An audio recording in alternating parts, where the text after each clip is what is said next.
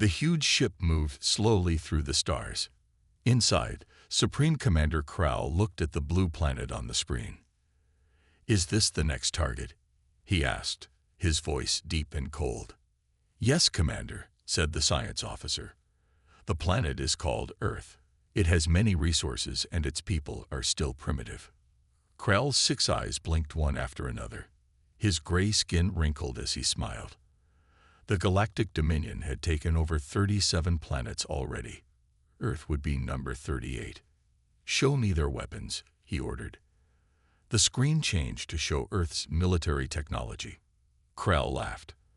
"They still use combustion weapons and basic flight machines. This will be easy." The science officer looked worried. "There is something strange, Commander. Our sensors detect unusual energy patterns, and the humans show odd biological readings. Is it a threat?" Krell asked. "We don't know yet.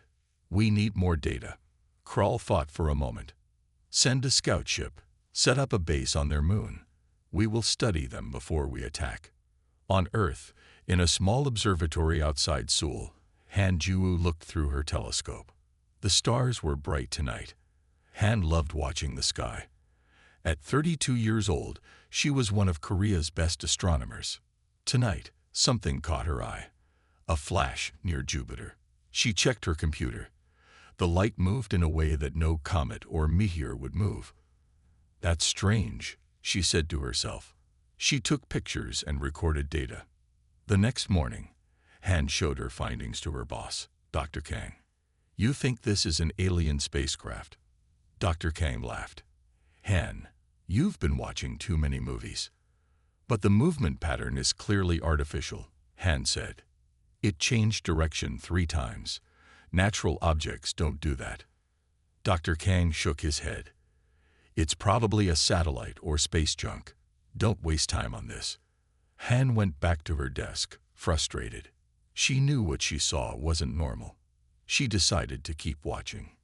1 week later, the Dominion scout ship landed on the dark side of the moon. The aliens built a small base inside a crater where Earth telescopes couldn't see. Captain Mex, the scout team leader, sent drones toward Earth to collect information. The drones were small and could hide from Earth's basic radar systems. "Begin full analysis of the planet," Mex ordered. "Study their military bases, communication systems, and power plants. We need to know the best way to disable them." The scout team worked efficiently. They mapped Earth's defenses and studied human behavior. They learned Earth's languages by listening to radio and TV broadcasts. "Their technology is simple," reported an officer. "But they have many weapons and soldiers. They fight among themselves often." Mex added this to his report. "A species that enjoys fighting might resist more than others. We should prepare for this." At her observatory, Han noticed more strange lights in the sky. They moved too fast and too strangely to be normal. She recorded everything. One night, Han caught a clear image of something metallic near the moon. It wasn't from Earth. The shape was too unusual. She called her friend Kim Tae-eun, who worked in military intelligence. "Kim, I need to show you something," she said over the phone. "I think we're being watched." "By whom?" Kim asked. "Not by any country on Earth," Han said. I think they're from somewhere else." Kim was silent for a moment. "Send me what you have. Don't share this with anyone else yet." After looking at Han's data, Kim felt a chill. As a military strategist, he recognized surveillance patterns. Someone was mapping Earth's defenses. This wasn't scientific curiosity. This looked like preparation for an attack. He made a decision. "Han, I'm coming to your observatory tomorrow. Keep watching the sky. We need more evidence before we tell others." On the moon, the aliens finished their analysis. Captain Mex sent a message to the Dominion fleet. "Earth is ready for conquest. Recommend standard invasion protocol. The humans will not know what hit them." Supreme Commander Krell received the message and smiled. "Set course for Earth. The Dominion will have a new world soon." The massive fleet began to move. and Earth had no idea what was coming. Kim Tae-hyun arrived at Han's observatory early in the morning. He wore a plain black suit and carried a small laptop. At 35, Kim had spent 15 years in military intelligence. He knew when something was wrong. "Show me everything," he said to Han. Han pointed to her computer screen. "Look at these light patterns near the moon. They appeared 2 weeks ago. They move with purpose, not like natural objects." Kim studied the images. His face grew serious. "This matches something I found last week. Global satellite communications showed unusual disruptions, small but noticeable." "What does it mean?" Han asked. "Someone is watching us, learning our systems." Kim opened his laptop. "I tracked similar patterns across military networks in 5 countries. Han felt a chill. "Aliens? I didn't think so at first. But your images." Kim paused. "We need more proof before we tell anyone. They'll think we're crazy." On the Dominion command ship, Supreme Commander Krall reviewed the final invasion plans. The fleet of 20 large warships hid behind the far side of the moon. "Our analysis is complete," said Captain Mex. "Earth's defenses are primitive. They have nuclear weapons, but nothing that can reach our ships in orbit." Krell nodded. "What about the unusual energy readings?" "Still unexplained," the science officer admitted. "Humans appear stronger than most species we've encountered. Their planet has higher gravity and more radiation than standard worlds." "Will this be a problem?" Krall asked. "No, Commander. Our weapons are far superior. We recommend the standard conquest approach.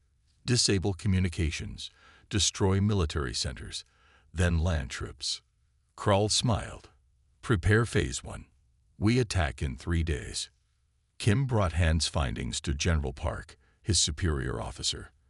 The general was a stern man with gray hair and many medals. "Aliens? You've lost your mind, Kim," General Park said. "Sir, look at the evidence," Kim insisted. "These patterns show deliberate surveillance, and Han Juwu's observatory caught images of objects that match no known Earth technology." General Park frowned. "Even if I believed you, what would you have me do?" "Tell the president that aliens are coming. Let me form a small team, just to investigate." The general sighed. "You have 3 days. Then I want real evidence or you drop this." Han continued watching the sky. Tonight, something was different. More lights appeared, larger than before. She called Kim immediately. "They're moving," she said when Kim answered. "Many objects, coming from behind the moon." "I'm on my way," Kim said. "Record everything." When Kim arrived, Han showed him the new images. "I count at least 20 large objects. They're positioning themselves around Earth." Kim's phone rang. It was his friend Ba Do-yeon, who worked at the Korea Communications Commission. "Kim, we're seeing strange signal interference across all networks," Ba said. "TV, radio, internet, military bands, all showing the same pattern. It started 30 minutes ago." "Can you track the source?" Kim asked. "That's the weird part. It's coming from space, all directions at once." Kim thanked him and turned to Han. "They're preparing something. We need to act now." Lee Min-ho sat in his small apartment, surrounded by computer screens. At 28, he was one of Korea's best hackers. Though few people knew it, he preferred to stay anonymous. One of his monitoring programs beeped. Something was trying to access the power grid controls. The attack pattern was unlike anything he'd seen before. "What are you?" he whispered as he typed rapidly, trying to block the intrusion. His phone rang. It was Kim Tae-hyun, an old military friend. "Min-ho, I need your help," Kim said. "Something big is happening." "You mean the massive cyber attack hitting every major system right now?" Min-ho asked. There was silence on the line. Then Kim asked, "How bad?" "Someone or something is probing every important network on Earth. Power grids, military systems, communications. They're mapping everything. Can you come to this address?" Kim gave him Han's observatory location. And bring your equipment. We don't have much time. In orbit, the Dominion fleet completed its positioning. Their ships remained invisible to Earth's primitive radar by using simple cloaking technology. All ships in position, reported the fleet commander. Begin Phase 1, ordered Crow. Disable their communications and power systems. Prepare the fear weapons. What about their governments? Asked an officer. Krall smiled coldly. Send them our message. Tell them their planet now belongs to the Dominion. They have 1 day to surrender. Little did Krall know that Earth would not be like the other 37 planets. Humans were different. And soon, both the Dominion and humanity would discover just how different they were. The next morning, world leaders received a message. It appeared on every government computer and TV channel at the same time. People of Earth, said a strange voice. The screen showed a gray-skinned creature with 6 eyes. We are the Galactic Dominion. We have come to welcome your planet into our empire. Your technology is primitive. Your defenses are weak. Surrender now and your people will be treated well. Resist, and we will destroy you. You have 1 day to decide. The message ended. Across the world, people panicked. At Han's observatory, Kim, Han, and Minho watched the message with grim faces. So I was right, Han said quietly. They are aliens. And they're not friendly, Kim added. He checked his phone. Military channels are going crazy. All forces are on high alert. Minho typed rapidly on his laptop. The message came through every system at once. They control our networks better than we do. The door opened, and a woman walked in. She had short black hair and moved with confidence. Kim stood up. This is Choi Yuna, he said. Former Special Forces, the best soldier I know. Yuna nodded to the group. Kim told me about your alien problem. She put a large bag on the table and opened it to reveal guns and equipment. I thought we might need these. Han looked shocked. We can't fight aliens with guns. Maybe not, Yuna said, but I'm not meeting them unarmed. Kim's phone rang. It was General Park. Kim, get to headquarters now, the general ordered. The president is calling an emergency meeting. I'll be there in 30 minutes, Kim replied. He turned to the others. I need to go. Keep working. Try to learn more about these aliens. At military headquarters, leaders from around the world joined a video conference. Everyone looked scared. Should we surrender? Asked one president. Never, shouted another. We must fight. General Park spoke calmly. We know nothing about their weapons or numbers. We need more information before we decide. They gave us 1 day, said Korea's president. We must prepare for both peace and war. Kim listened carefully. Then he raised his hand. Sir, I believe they've been watching us for weeks. My team has evidence they've studied our defenses. The room went quiet. What else do you know? Asked the president. Not enough, Kim admitted. But we're working on it. The president nodded. Continue your investigation. Report directly to me. Back at the observatory, Minho made a breakthrough. I found something. He called to Han and Yuna. The aliens use a different type of computer code, but it has patterns. I've been tracking their signals. What did you find? Yuna asked. They're not just mapping our systems. They're installing something in them. Minho pointed to his screen. Like a kill switch. They could shut down our power, water, everything. Han looked worried. We need to tell Kim. There's more, Minho said. Their communications aren't secure. They think our technology is too primitive to listen to them, but I found a way. He played a recording. The strange alien language had been translated by Minho's program. Phase 1 complete, said an alien voice. Human communications compromised. Military sites targeted. Fear weapons ready. Fear weapons? Yuna asked. What does that mean? I don't know, Minho said, but they're planning an attack, not peaceful contact. The door opened, and Kim returned, looking serious. "The government wants to negotiate," he said. "They're sending diplomats to meet the aliens tomorrow." "It's a trap," Yuna said. "Show him, Minho." After listening to the recording, Kim made a decision. "We can't convince them without better proof. We need to act on our own." "What do you mean?" Han asked. "We form a resistance," Kim said. "The four of us. We need to learn more about these aliens and find their weakness." "4 people against an alien fleet," Han said. "That's impossible." Kim smiled grimly. "We're humans. We do impossible things every day."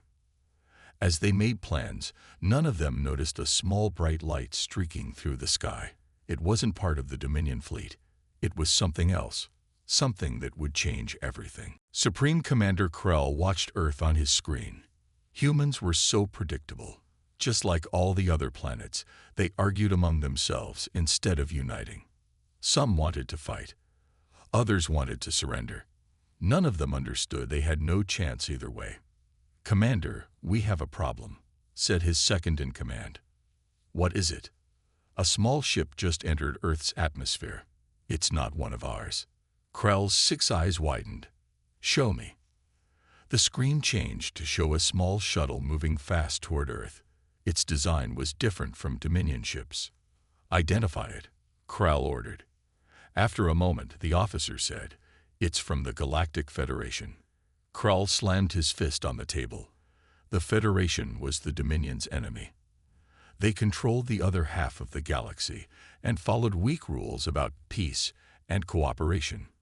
"Shoot it down," Krell ordered. "It's already too close to Earth. We would reveal our positions." Krell growled.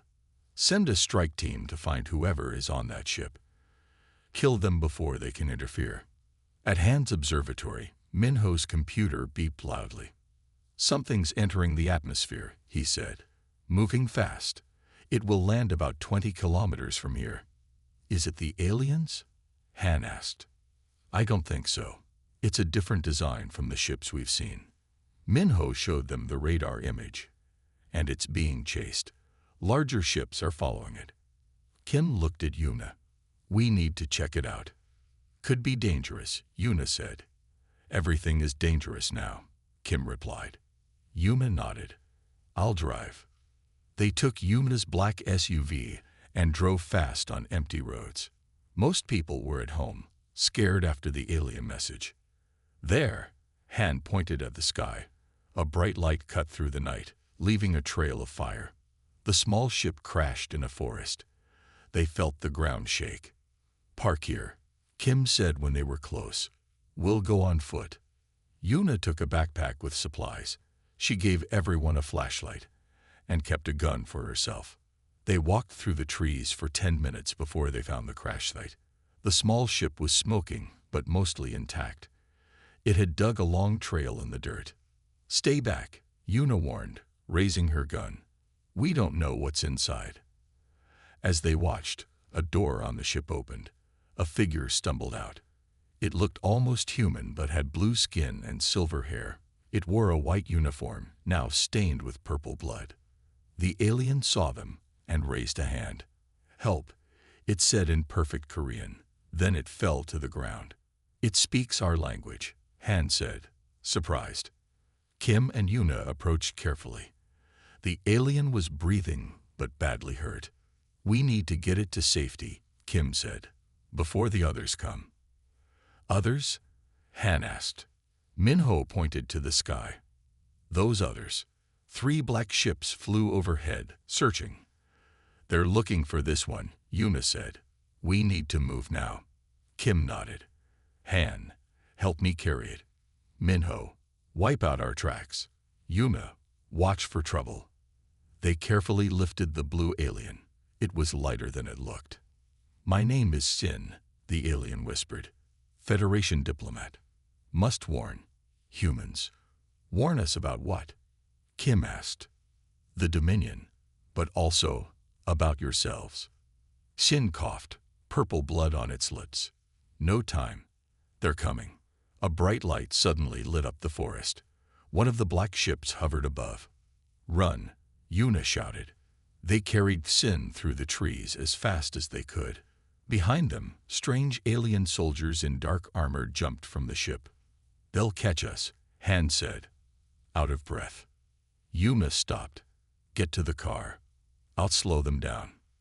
No, Kim argued. We stay together. Not asking, Yuna said. She took something from her backpack, a small grenade, military prototype. Very loud, very bright. Go now. The others ran with Sin while Yuna waited. When the soldiers got close, she threw the grenade and ran. The explosion lit up the entire forest with blinding light. They reached the SUV just as Yuna caught up. Drive, she yelled as she jumped in. As they sped away, Sin looked at them with wide silver eyes. You fought them, Tin said weakly. No species fights the Dominion and lives. You don't know humans very well, Kim replied. They took Sin to Han's house. It was small but far from the city. No one would find them there. Put him on the bed, Han said. Kim and Yuna carefully laid Sin down. The blue alien was still bleeding purple blood. I don't know how to treat an alien, Han said, worried. Sin opened his silver eyes. My body heals fast. Need rest. Need water. Han brought water. Sin drank it quickly.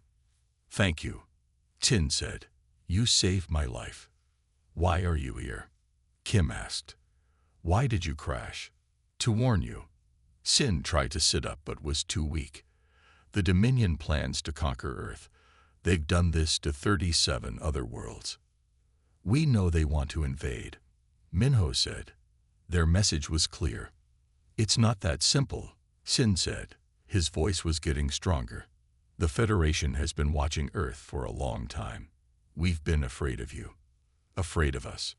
Yuna looked confused. Your people can travel between stars. We can barely reach our own moon. Sin shook his head. Technology isn't everything. What you are is more important. What do you mean, what we are? Han asked. Deathworlders, Sin said. That's what the Federation calls you. Most life in the galaxy evolves on peaceful worlds. Mild weather, few predators, low gravity. Earth is different. It's harsh, dangerous. So, Kim didn't understand. So you humans are different too. You're stronger, faster, more aggressive than most species. You evolved to survive on a world that would kill most aliens. The humans looked at each other, surprised. You're saying we're tough by galactic standards? Yuna asked. Very tough, Sin confirmed. The average human is physically stronger than most adult aliens. You can survive injuries that would kill us. You can keep fighting when badly hurt. The Dominion doesn't know this. Minho asked. They know some, but not all. They think their technology will make up for it. Sin coughed again. They're wrong. Sin asked for more water. After drinking, he continued. The Dominion conquers planets using fear weapons. These weapons make other species too scared to fight. But humans, Sin looked at them all. Humans feel fear but still act. This is rare in the galaxy. So we have a chance, Kim asked. Maybe, if you can unite your people quickly. Han turned on her TV. News channels showed chaos. Some countries wanted to fight. Others prepared to surrender. That doesn't look united, she said. Sin tried to stand. I must speak to your leaders. Show them the truth. You're too weak, Yuna said. And the Dominion will be looking for you. Time is running out, Sin insisted. The Dominion gave you 1 day. Then they attack. Kim checked his phone. World leaders are meeting at the United Nations in New York. The Dominion sent an ambassador there. An ambassador? Sin looked alarmed. No, that's not their way. It's a trick. What do you mean? Han asked. The Dominion doesn't negotiate. They conquer. If they send someone, it's to study your leaders up close. To know who to kill first. Minho was on his laptop. I can get us on a flight to New York. Military transport. Kim has clearance. We'd never get Sin through security, Yuna said. He's blue. I have an idea, Han said. She left the room and came back with makeup. It won't be perfect, but in poor light. It could work, Kim said. We need to try. You would risk your lives for this? Sin asked. For a stranger? For your planet? That's what humans do, Kim said simply. Sin looked at them with new respect. The Federation was right to fear you, but perhaps the Dominion should fear you more. As Han applied makeup to Sin's blue skin, Minho's laptop beeped. The Dominion ships are moving, he said. They're taking positions above major cities. They're not waiting for their deadline, Yuna said. They never do, Sin replied grimly. The one-day warning is just to see who surrenders easily. They always attack early. Kim looked at the team. Then we have no time to waste. We need to get to New York and expose their plan before it's too late. Outside, the sky darkened as more Dominion ships moved into position.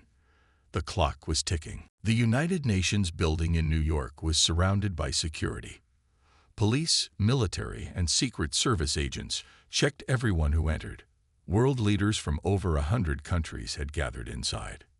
Kim showed his military ID to the guards. Special advisor to the Korean delegation, he said. The others were with him as assistants. Sin wore a hat, sunglasses, and makeup that made his blue skin look human. He kept his head down. They passed through security and entered the main hall. It was packed with people. On the stage, the UN Secretary General was speaking. The Dominion has given us until tomorrow to decide, he said. We must consider all options. Next to him stood a tall, thin alien. It looked like the one from the message, gray skin and 6 eyes. This was the Dominion's ambassador. That's not good, Sin whispered to Kim. That's Commander Vex, Kral's most trusted officer. The Dominion ambassador stepped forward. The Dominion offers peace and progress, he said in a smooth voice. Your planet will benefit from our technology. Your people will have better lives. Those who cooperate will be treated well. Many leaders nodded. Some looked convinced. It's working, Han said quietly. They're believing him. Lies, Sin whispered. All lies. The ambassador continued. We ask only for your resources and loyalty. Is that too much for peace? Before Kim could stop him, Sin stood up. Yes, it is too much, he shouted. Everyone turned to look. Guards moved toward them. It's now or never, Kim said. He stood too. This person has important information. You must listen. The Secretary General looked confused. Who are you? Kim showed his military ID again. Lieutenant Kim Tae-yeon, Korean intelligence. And this, he pointed to Sin, is a representative from the Galactic Federation. Whispers filled the room. The Dominion ambassador's 6 eyes narrowed. Yuna and Minho moved to block the guards. Han helped Sin walk to the stage. The Dominion lies, Sin said loudly. His hat and sunglasses fell off, revealing his alien features. Gasps came from the crowd. They have conquered 37 worlds. They kill those who resist. They enslave the rest. The Dominion ambassador hissed. This creature is a terrorist. The Federation is trying to stop peaceful contact. Show them the truth, Kim said to Sin. Sin pulled out a small device from his pocket.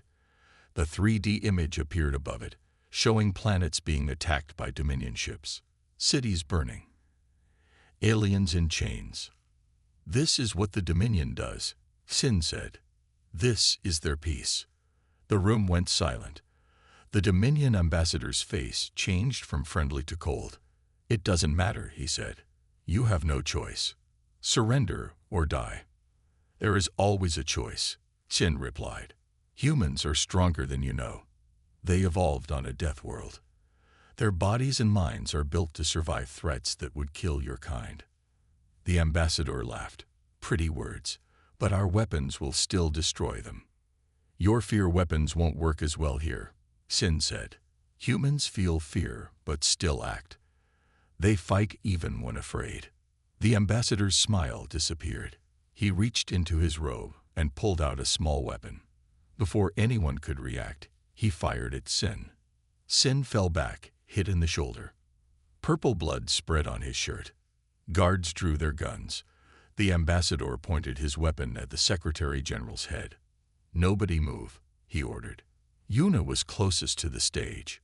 Without hesitation, she jumped forward. She moved faster than the ambassador expected. Her hand grabbed his arm, twisting it hard. The weapon fell to the floor. The ambassador tried to fight back, but Yuna was stronger. She flipped him onto the ground and held him there. "Impossible," the ambassador gasped. "No species is this strong." "You don't know humans," Yuna said. Guards surrounded them. Medics rushed to help Sin. The ambassador touched a device on his wrist. "Krell, begin the attack now. They know everything." Kim grabbed the microphone. "People of Earth, you've seen the truth. The Dominion plans to enslave us. We must unite and fight." On screens around the room, images appeared of Dominion ships moving into attack positions above major cities. The invasion had begun. Alarms sounded across the world. The Dominion ships fired their first weapons. But they weren't bombs or lasers. They were strange devices that fell slowly toward military bases. "What are those?" Kim asked Sin as they watched the screens in the UN building. Sin's wound was bandaged, but he was still weak. "Fear projectors. Their main weapon. They make any species too afraid to fight." The devices landed. Soldiers at bases around the world suddenly dropped to the ground. Some cried. Others froze in terror. None could fight. "It's working," Han said, worried. "Wait," Sin pointed. On the screens, something unexpected happened. Some human soldiers stood back up. Their faces showed fear, but they kept moving. They picked up their weapons and began firing at the Dominion ships. "Impossible," Sin whispered. "No species resists the fear weapons." "Humans do," Yuna said with pride. Kim turned to the world leaders. "The fear weapons only work partly on us. We can fight through it. Order your forces to resist." In the Dominion command ship, Supreme Commander Krell was furious. "Why are they still fighting?" he demanded. "The fear weapons should have stopped them." "Unknown, Commander," an officer replied. "Some humans seem able to resist. Increase the power. Send in the ground troops." Outside the UN building, strange ships landed on the streets. Alien soldiers in black armor rushed out. They carried weapons that fired green beams. Inside, people panicked. Guards tried to protect the world leaders. "We need to get out of here," Kim said.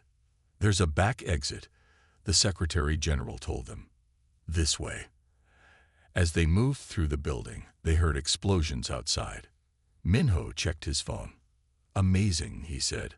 "Our forces are fighting back around the world. The fear weapons slowed them but didn't stop them." "The Dominion has never seen this before," Tin said. "They always rely on fear weapons first." They reached the back door, but Dominion soldiers were already there. Yuna pushed everyone back. "I'll handle this," she said, pulling out her gun. She fired at the aliens. 2 fell, but others kept coming. The fear weapon hit her directly, and she dropped to one knee, shaking. "Yuna!" Kim shouted. To everyone's surprise, Yuna stood up again. Her face was pale and sweaty, but she kept firing. "This won't stop me," she said through gritted teeth. The aliens hesitated, confused by her resistance. In that moment, more human guards arrived and joined the fight. Together, they pushed the aliens back. Across the world, the pattern repeated. Humans felt the fear but fought through it. Not all, but enough. Military forces that should have been paralyzed were fighting back. General Park led Korean forces against a Dominion landing ship. His soldiers were frightened, but still followed orders. "Target their engines," he commanded. Missiles hit the ship's weak point, and it crashed. In other countries, the same thing happened. Humans discovered the Dominion ships weren't as strong as they looked. They had expected an easy victory and weren't prepared for real resistance. Back at the UN, Kim gathered with military leaders in a secure room. Sin sat with them, providing information about Dominion weaknesses. Their ships have strong frontal shields but weak rear protection, Sin explained. And they never expect ground-to-air attacks because most species are too afraid to fight back. We're not most species, Kim said. He turned to the generals. We need a coordinated global attack. Hit them from multiple angles. A Russian general nodded. My forces report the aliens are confused by our resistance. They don't adjust tactics well. They've never needed to, Sin said. Until now. Kim's phone rang. It was Han. She and Minho had gone to a nearby science building. Kim, we found something, she said excitedly. Earth's magnetic field interferes with their ship systems. Minho says we can amplify it with our satellites. Do it, Kim ordered. Anything that gives us an edge. As they made plans, news came in from around the world.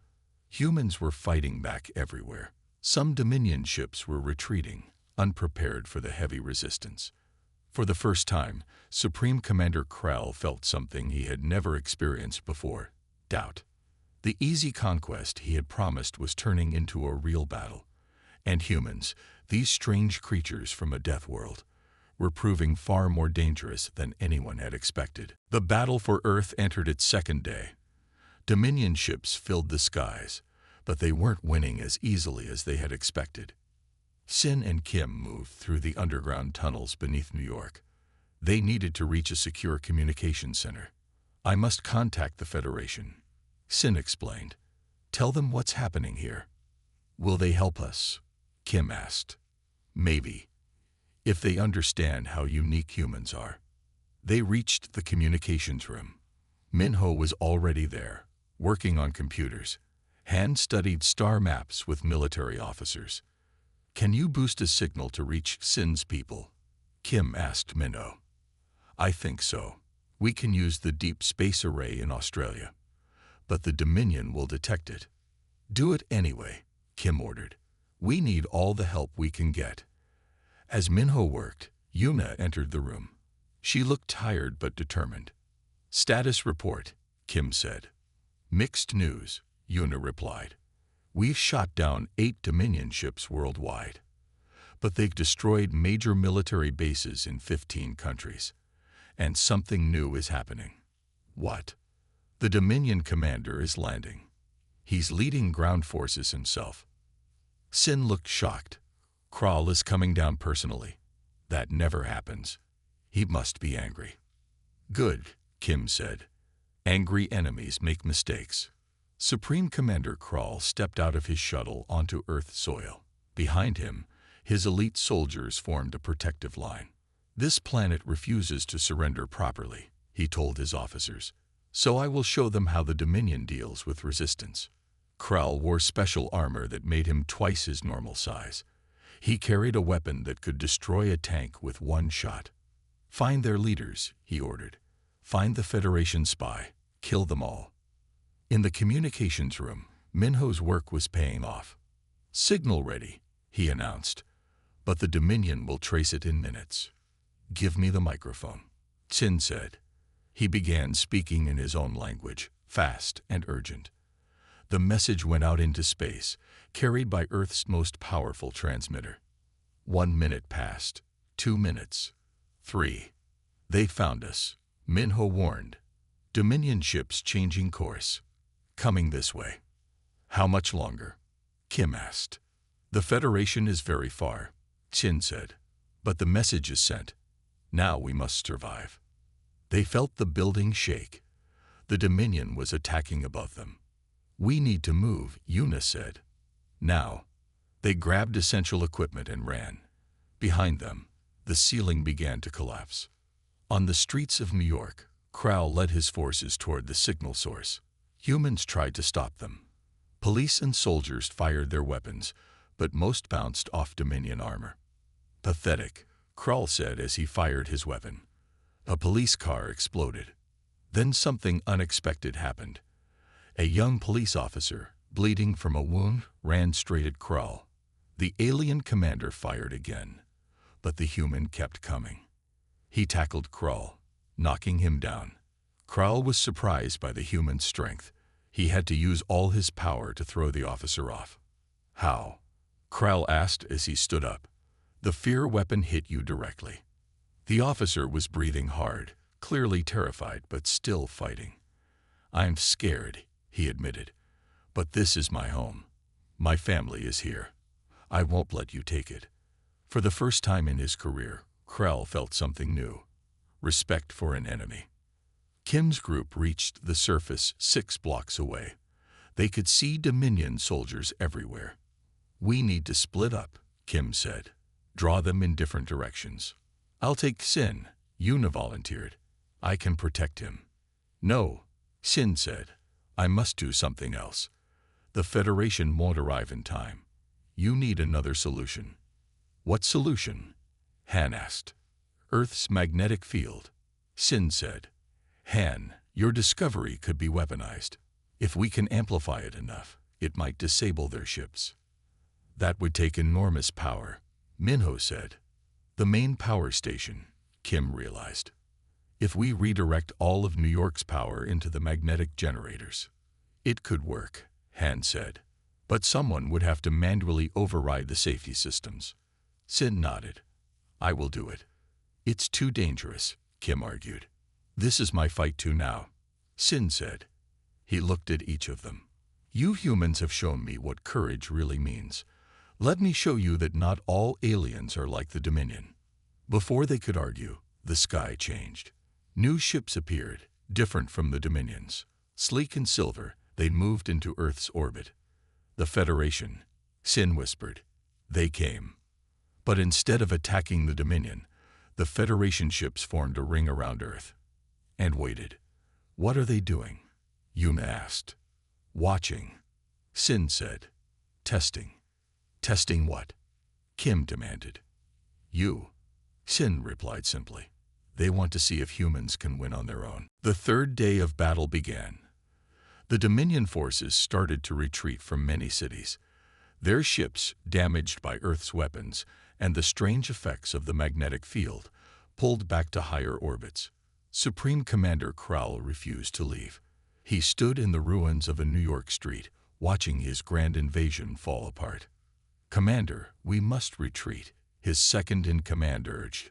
These humans, they're not like other species. I will not be defeated by primitives, Krull growled. Look around you, the officer said. They keep fighting despite our fear weapons. They improvise new tactics faster than we can respond.